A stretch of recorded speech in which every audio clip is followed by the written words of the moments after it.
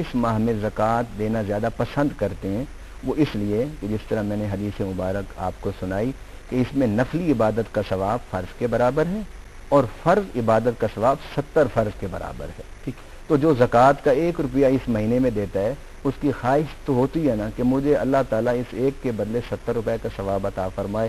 تو اس نیت سے ماہ رمضان میں زکوٰۃ نکالنا اجر و ثواب کا باعث تو یقیناً ہے. اب رہی یہ بات کہ کچھ چیزیں خرید کر زکوٰۃ کے مال سے اگر وہ افطاری کرانا چاہتا ہے تو اس میں کوئی حرج نہیں، لیکن اس میں ایک احتیاط کی ضرورت ہے کہ زکوٰۃ صرف اس جگہ خرچ ہو سکتی ہے جو مصارف قرآن و سنت نے بیان کی ہیں.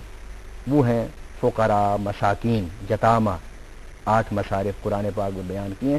اگر وہ افطاری اور سحری کا سامان زکوٰۃ کے مال سے خریدنا چاہتا ہے تو خریدے، مگر اسے پھر تقسیم کرنے میں احتیاط کرے. ایسے دسترخوان پر وہ چیزیں نہ لگائے کہ جہاں امیر غریب سب بیٹھ کے کھاتے ہوں، وہاں ایسا مال نہیں لگا سکتا. پھر وہ زکوٰۃ کے مال سے، زکوٰۃ سے یہ سب چیزیں خرید کر فقراء اور مساکین کے گھر میں پہنچائے پورے مہینے کا راشن، اور انہیں کہے کہ آپ لوگ مطمئن ہو کے اس مہینے میں اللہ کی عبادت کرو. اس میں کوئی حرج نہیں ہے. علامہ صاحب، زکوٰۃ کی ادائیگی کا جہاں تک تعلق ہے تو کچھ لوگ ہیں جو بینکوں میں رقوم جو ہے اس کو نکلوا لیتے ہیں یکم رمضان سے پہلے، کیونکہ ہمارے ملک میں یہ رواج ہے کہ یکم رمضان کو جتنی بھی آپ کی رقم جو ہے وہ بینک میں موجود ہے اس پہ سے آٹومیٹیکلی زکوٰۃ جو ہے وہ کاٹ دی جاتی ہے. کچھ لوگ پہلے نکلوا لیتے ہیں رقوم اور پھر اس کو خود سے زکوٰۃ وہ دیتے ہیں، دوسرے لوگوں تک پہنچاتے ہیں. آپ کیا فرمائیں گے اس حوالے سے؟ ہمارے ہاں جو مروجہ قانون ہے وہ اس بات کی اجازت دیتا ہے کہ آپ بینکوں میں پیسہ رہنے دیں اور بینک آپ کی زکوٰۃ کاٹ لے. اور ہمارے ملک اور ہماری ریاست و سلطنت کا قانون اس بات کی بھی اجازت دیتا ہے کہ انڈیویجولز خود پیسے اپنے بینک سے نکال کے اس کی زکوٰۃ ادا کریں. یہ دونوں طریقے ٹھیک ہیں. جہاں جس کا اطمینان قلب ہوتا ہے وہ اس طریقہ ادائیگی کو اختیار کر سکتا ہے. اور زکوٰۃ کے حوالے سے علامہ صاحب فرمائیے گا کہ وہ جو زکوٰۃ کی رقم ہے اس کو وہی انہی 8 مصارف تک پہنچانا ہے یا اس کے علاوہ بھی آپ ان کو رمضان تک لے جا سکتے ہیں اور عید کے قریب جا کے لوگوں تک وہ آپ زکوٰۃ پہنچا دیں؟ زکوٰۃ ادا کرنے کا کوئی خاص مہینہ مقرر ادائیگی کے حوالے سے نہیں ہے.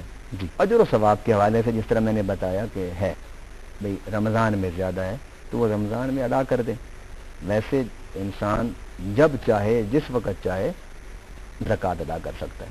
ایک شخص ہے اس کی زکوٰۃ اتنی زیادہ نہیں ہے کہ وہ رمضان کے شروع میں بھی دے، رمضان کے درمیان میں بھی دے، رمضان کے آخر میں بھی دے.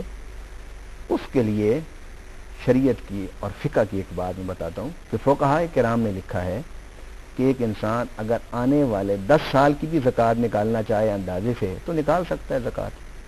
ایک تو یہ طریقہ اختیار وہ کر کے اپنا خورد و نوش کی اشیاء جو فقراء ہیں، مساکین ہیں، محتاج ہیں، یتیم ہیں، بیوہ عورتیں ہیں، ان تک پہنچا سکتے ہیں. اور زکوٰۃ کے علاوہ صدقات بھی تو ہیں. اگر میں نے زکوٰۃ اپنی نکال دی ہے، وہ میں نے استعمال کر لی ہے، میں نے محتاجوں تک، ضرورتوں تک اشیاء خورد و نوش پہنچا دیا ہے، میری زکوٰۃ ختم ہوگی جتنی میں نے ادا کرنی تھی. تو صدقات بھی ہیں.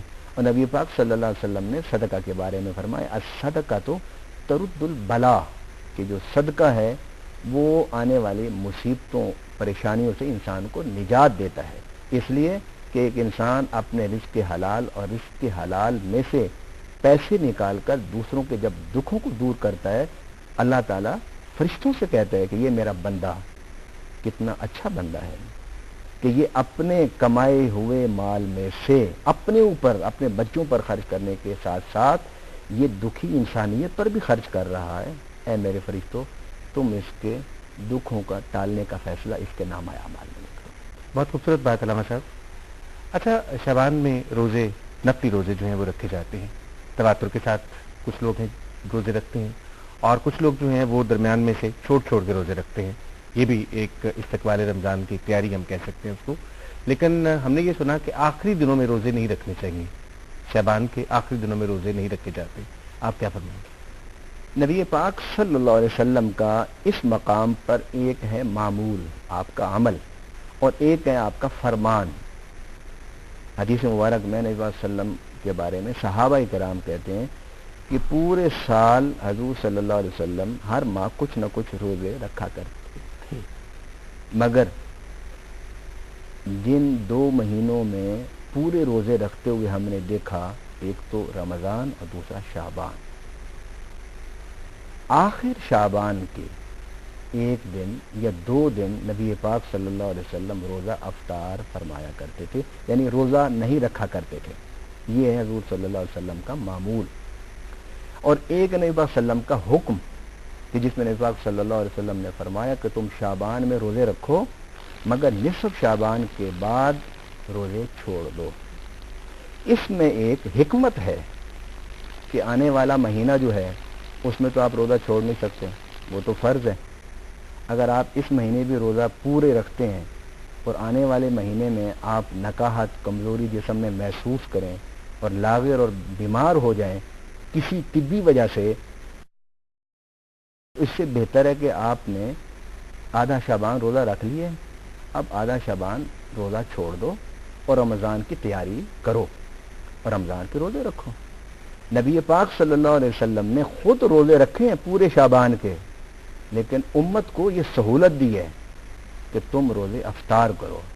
یہاں جو حکم ہے نا کہ تم روزے نہ رکھو، یہ حرمت کی وجہ سے نہیں ہے کہ اگر تم روزے رکھو گے تو حرام کام کرو گے، یہ حکم استراحت ہے، حکم سہولت ہے کہ امت کو استراحت سہولت دی جا رہی ہے۔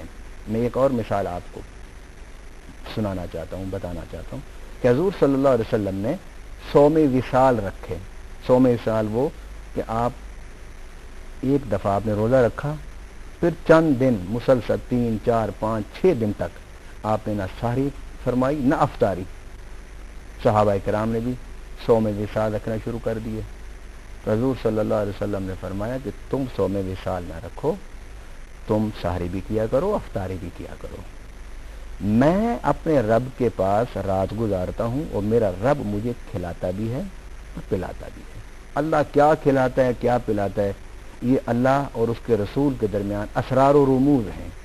ابھی تو عند ربی هو یطعمنی و یسقینی، میں رات اپنے رب کے پاس گزارتا ہوں، وہ مجھے کھلاتا اور پلاتا ہے، لہذا تم صوم وصال نہ رکھا کرو۔ اب یہاں حضور صلی اللہ علیہ وسلم کا یہ عمل ہے، حضور صلی اللہ علیہ وسلم کے عمل کو جس میں آپ کی فضیلت اور خصوصیت ہے اور امت کے لیے مشکل، حضور نے اس سے روک دیا، کیونکہ صحابہ کرام صوم وصال سے لاغر و کمزور ہو گئے، کئیوں کے چہرے زرد ہو گئے، حضور صلی اللہ علیہ وسلم نے منع فرما دیا کہ تم نے صوم وصال نہیں رکھنی، یہ تواتر کے ساتھ روزے نہ سحری نہ افطاری۔ اسی طرح حضور صلی اللہ علیہ وسلم نے ماہ شعبان میں روزہ رکھنے کی ترغیب دی تاکہ تیاری ہو ماہ رمضان کی، لیکن فرمایا کہ نصف شعبان تک رکھ لیا کرو، اس کے بعد نہ رکھو۔ یہ حکم میں سہولت ہے، لیکن حضور صلی اللہ علیہ وسلم نے پورے شعبان کے روزے رکھے، مگر آخر 2 دن 1 دن حضور صلی اللہ علیہ وسلم نے روزہ چھوڑ دیا۔ جی لمحہ صاحب، شعبان کے روزے جو ہیں وہ نفلی روزے ہیں اور وہ ایک طرح کی تیاری ہے استقبال رمضان کی، اسی لیے یہ روزے رکھے جاتے ہیں، لیکن فرضی روزے بعد رمضان المبارک میں ہی رکھے جائیں گے۔ ایک چھوٹا سا وقفہ، آپ سے ہماری ابھی ملاقات ہوتی ہے۔